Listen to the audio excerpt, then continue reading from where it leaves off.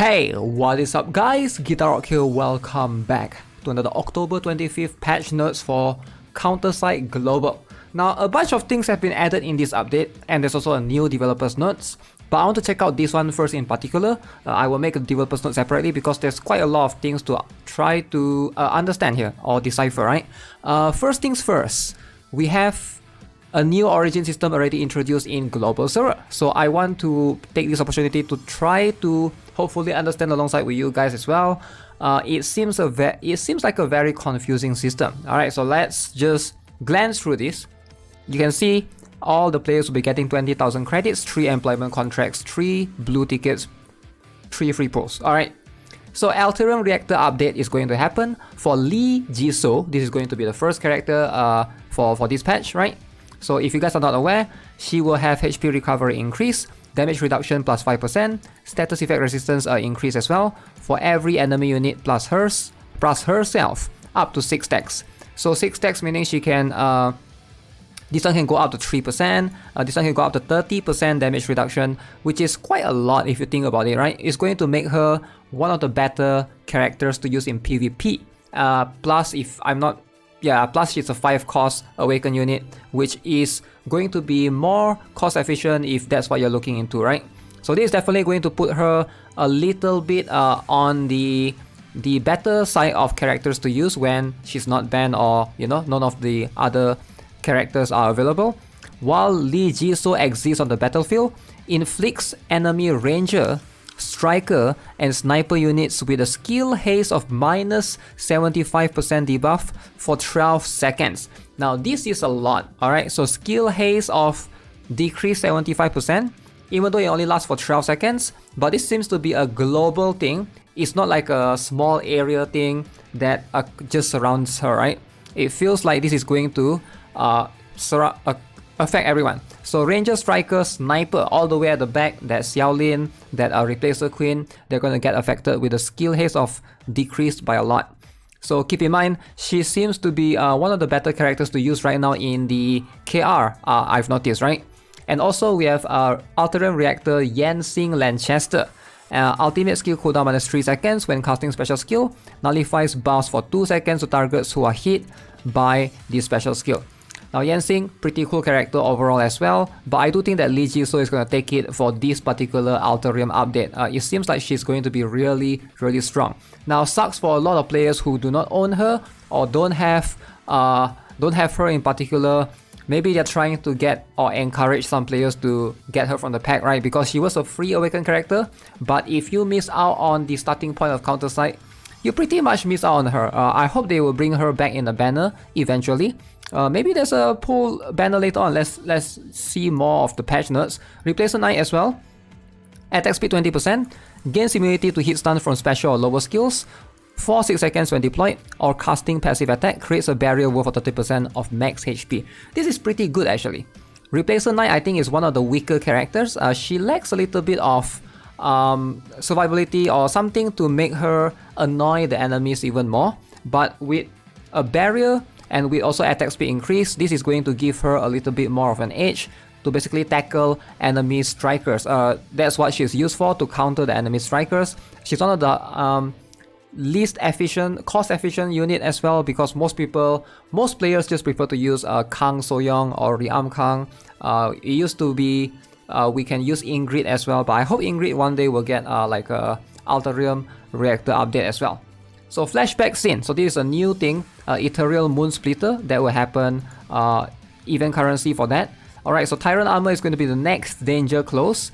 This one is relatively easy, easy normal challenge, danger close as always, right? So new rearm unit, Adif Twins. C server got this not too long ago, so it seems like global is really catching up right now. Alright, so she's going to be a 4 cost tower unit.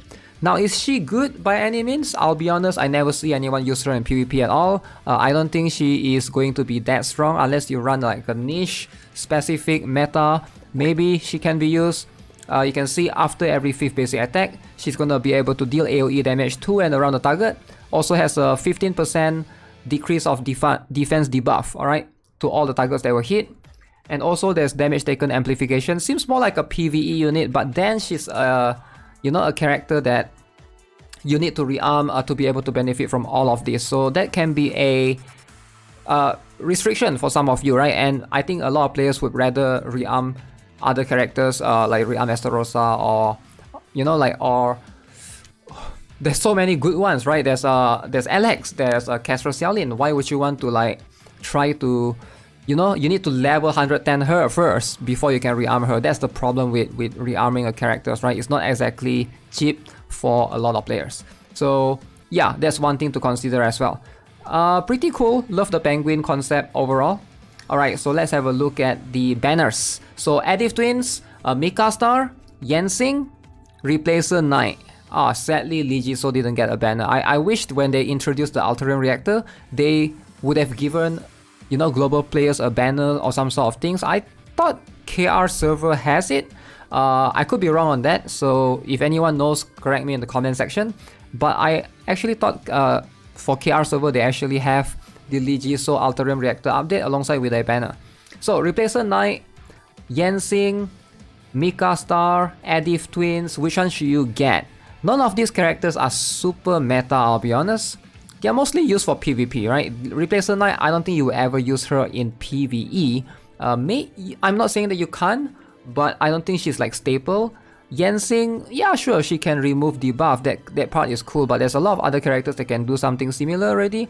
Mika Star, maybe she's used occasionally, but as a supporter, like Young Harim and Awaken Shinja just straight up is a better units overall and more flexible, right? And then we have Adif Twins, which, is a bit expensive to rearm for if you don't have the fusion cores. As for operators, we have Serena Crew, a very good PvP character or operator. We have Mansion Master. We have the Punch In for Spooky Festival. This is going to be a specific one for the Halloween event. Now, let's talk about this. I want to talk about this specifically. Origin system. You can see they have added Origin system. The system will only be applied to PvE content. So what is this system all about? So many systems, very confusing. So the Origin system will be given to units or NPCs, and they may receive different types of Origin. Okay, so let's talk about what is this. Units with Origin of a certain type can output more damage to the opponents of the same Origin, as well as receive less damage. So it's like a elemental advantage and elemental disadvantage that they are adding to the game. But we already have defender, striker, roll advantage and roll disadvantage. So now we have another Origin. Okay, so let's hear what they are saying here. Increased amount of damage and damage reduction depends on the rarity of the unit. So Awaken unit will get 40% increased damage and 30% damage reduction from the opponent with the same Origin. Okay, SSR will get 30% increased damage and 20% damage reduction from the opponent with the same Origin. SR 10% increased damage and 10% damage reduction. Summon units 20% increased damage and 20% damage reduction from the opponent with the same Origin. I assume summon units are like the Awakened Yuna's Phoenix, the Flying Phoenix, or Ministra's Spira. Those are going to be the summon units, right? All summon beings will have the same Origin stat regardless of the summoner's rarity. Okay, so let's talk about this. This is going to be very confusing for new players because if you're trying to pay attention to this, it is going to be quite difficult. I'm not sure if this is something that people should take into consideration before pulling a unit. If you're struggling in a certain stage, should they look at Origin before they pull a unit overall? It gets super confusing. I don't know why they don't just buff some of the characters overall straight up, right? So let's look at this first. Damage increase from the Origin is a group 4 stat, completely independent from groups 1 to 3. For more about the stat grouping, please refer to this developer's note. Oh, okay, that's quite complicated. Damage increase and damage reduction from will not affect if the unit does not have an Origin or a different Origin. You can check the unit's Origin from the unit info. You can check units with the Origin in the management. So, okay, so basically they are trying to say that Origin is a separate multiplier from the damage multiplier, is it? The damage equation. You can see right here, final correction value for damage is 1 minus defense percent times group stat 1 times group stat 2 times roll advantage damage percent times valid hits times extra stats times minimum damage limit. So notice there's group stat 1 and group stat 2, right? So they are saying that Origin is not under group 1 to 3. It's like a group 4 separate multiplier altogether. So this is going to be insane because some of these brackets, they actually can be capped, right? Some of these brackets is capped at 80%, this one is capped at 50%. So this is the damage formula that they use. So you can see group 1 is going to be represent anti-damage resistance, all of these damage resistance, right? This all falls under one same category. Group 2, like amplification and damage reduction, like AoE damage reduction, damage taken amplification, and group 3 will be increase or decrease in the roll advantage damage and roll disadvantage. So these are the 3 multipliers that will affect your damage overall or your damage taken as a tank, right? Depending on what you are. And now we have Origin, which will be up to 40% and increased damage and 30% damage reduction. That's a lot. That's a lot if it's a separate multiplier alongside with that. This sounds really insane. This sounds super broken. And you can't just ignore this, I feel like. Sure, it's not a PvP thing, right? I think it's going to be PvE thing for now. So let's try and understand this better. So you can check units with the Origin in the management. Okay. Sigma. So you can see Awaken Sigma. The Origin here is going to be Struggle. Whew, Struggle. This Origin update is named Struggle. Okay, so basically different characters will have different Origin. Okay, so just think of Origin as an element, I guess, with a different name. So this one is called Struggle. Later on they are going to add a different called Pride or Handsome. I don't know what they're going to call it, but the first one is called Struggle. So list of units getting Origin Struggle: Awaken Hilde, Ministra, and Final Phase Sigma. So these are going to be the characters with Origin Struggle specifically. Alright, Struggle. So Awaken Hilde is going to be stronger in PvE now. Ministra is going to be stronger. So does Awaken Sigma. SSR is going to be Xiaoyun, okay, Sky Layfield, Frederick Doma, Chifuyu, and Young Harem. Alright, pretty meta. I think most people have Chifuyu, Young Harem, and Ministra, right? And Awaken Hilde is free at one point and multiple points of the game's lifespan. For SR, it's going to be Kim Solbin and Lin Xian. So the stages with Origin applied. So remember, these are the stages with Origin applied for this type of Origin called Struggle. Later on, they were going to add more type, which is going to be super confusing. I don't know how many types are there. Hopefully there's no more than 3. So these are the stages that it applies. Normal 4-4, hard 1-1. Why not just apply it universally? I don't get it. So only certain stage will have Origin Struggle. Oh, so that later on they can add different Origin and then call it a different name. So this stage has Origin Struggle, that stage has Origin Not Struggle, or something along those lines. Okay, so it's going to be, you gotta check as a player which stage has that advantage, because 40% is a lot if you're struggling as a new player. Substream normal difficulty, these will all be applied as well. Okay, all simulation stages. Simulation is pretty easy, so I don't think that will be all 1-1 and 1-2 stages of the following: Anastasia supply maintenance, Chloe's gear material search, Kim Hana's performance evaluation, Nahirin's urgent order, and dive depth 1 to 6, supply operation, some of these. Okay. Alright, so these will have the Origin Struggle be applied. Changes and improvements, removal from all feature has been added. Place tab is added in management to use the function remove from all. If the unit is placed in a location where it's not removable via place, you have to move function and remove it manually. Okay, Gauntlet season win count and win rate has been added. Okay, nice. Now we can look at how often we win or lose. Okay, good job. The cleared and uncleared marking method has changed. Collection and collectibles will now have a background tab. Cool. Cool, I guess. Latent ability. It will now show the total amount of relic binaries you currently have. Okay. On the management guide, if you have additional information page about which color represents which latent ability percentage range. And number 7, there will no longer be a background color behind the unit's attack type icon. Limited to Android devices, it will now display a download progress bar. Unit bands across different contents will now have their names and titles displayed.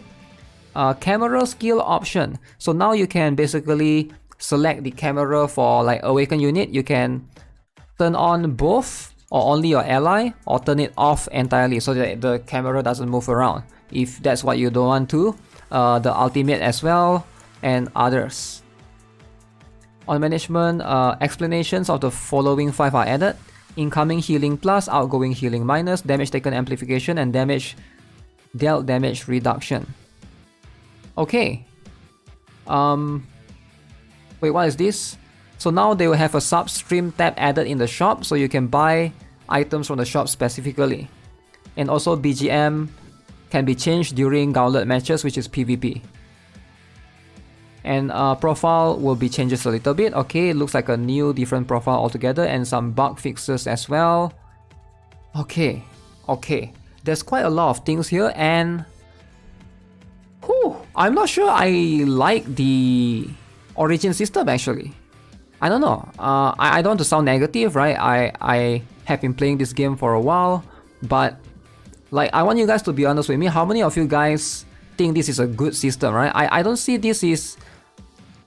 I don't really need this per se. I'm a veteran player, right? I've been playing for a while. I don't struggle in any of these PvE stages, but I can see new players. Sure, they might be able to benefit from this. I can get that, right? They will be able to use this struggle origin system to take advantage of this. 40% is a lot for Awaken Heal Day, for example, right? She's gonna get tankier, Ministra is gonna get stronger. But the truth is, do you really need it though? I feel like it can also backfire and make the new players more confused. You know, just my 2 cents for now.